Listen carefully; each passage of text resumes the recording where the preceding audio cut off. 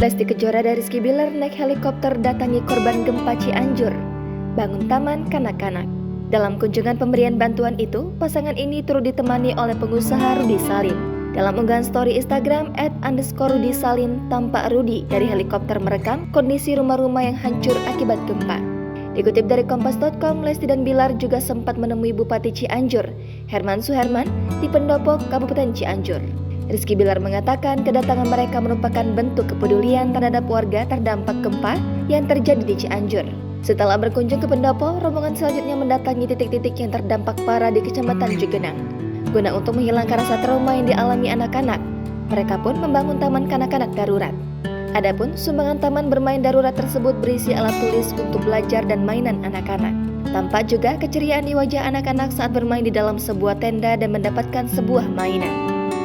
Dilansir dari tribunbatam.id, sebelumnya Lesti Kejora dan Rizky Bilar disebut memberikan bantuan sebesar 500 juta rupiah untuk korban gempa Cianjur.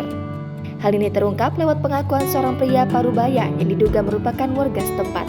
Komandan Kodim 0608 Cianjur, Letkol Haryanto menyebutkan hingga kemarin jumlah korban meninggal akibat gempa Cianjur mencapai 327 jiwa.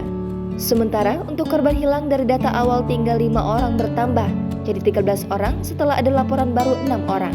Sementara jumlah korban luka berat mencapai 595 orang dan sebanyak 68 orang masih menjalani perawatan intensif di sejumlah rumah sakit.